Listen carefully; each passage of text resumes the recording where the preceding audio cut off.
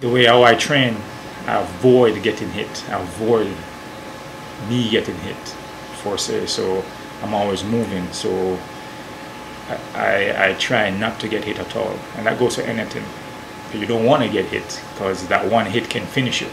That one hit can damage you. And once you get one hit, you get stunned. Then you might get 3, 4, 5, 6, 7 more hits, and that could be the end of you. So you try to avoid as much damage as you can.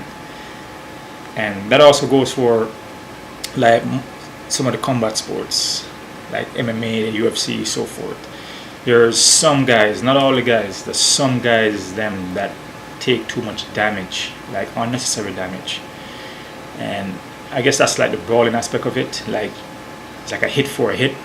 So you hit me, I hit you. You sit there just taking a bunch of hits, and just already throwing a lot of techniques that is just too much punches and kicks, and is not doing anything. You just landing on spots, but there's no power in it. There's no technical landing in certain areas to finish the fight. It's just all barrage of punches, and you're not really doing anything. It's not taking your opponent out.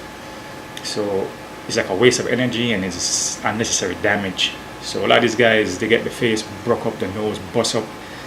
And if you train martial arts and you train, you shouldn't get your nose broken. You shouldn't get even a touch on you. Realistic situation, yeah, you're gonna get hit. That's just being realistic, but try to avoid as much as you can. But martial artists is not supposed to get nose broken and teeth knocked out, because the first thing you do is to avoid, is to defend against what's coming at you. That's what you train for, and you counter, right? But I've trained so much different things that I can defend and I can offend. I can throw different kind of techniques. I'm confident in my techniques that I throw. I train them for so long, and it comes natural.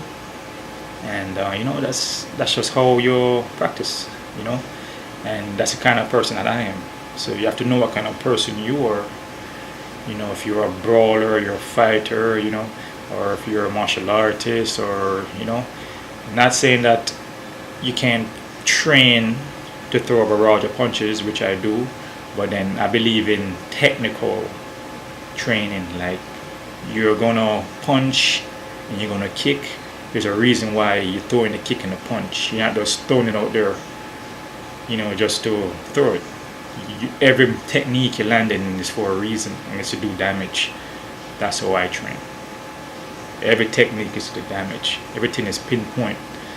There is no throwing 10 punches and then the guy is just in front of you laughing at you.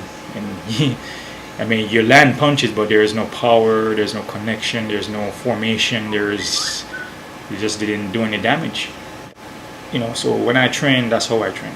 So if I'm a fighter, I'll say, no, I'm not a fighter. I'm a human being first, natural person, martial artist that practice technical self-defense moves for realistic situations. So whenever I'm attacked or in a situation that I'm in, I have these techniques that when I want them, I can fire them out there. I train my body, train my conditioning, my cardio, train my legs, my arms, I train every part of my body. And when I want it, it's there. When I want to do it, it's there. Train my mind too, because the mind is the most important thing. If you don't have the mind, you don't have nothing. Heart also too. So you train the techniques, train through meditation too. Sometimes you train, you don't even have to do anything, because that's a true martial artist too. You just verbally can get yourself out of situations. So you don't even have to throw a punch or throw a kick. That's the true martial artist.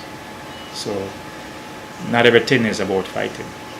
You just have the weapons, keep them there just in case of a serious situation.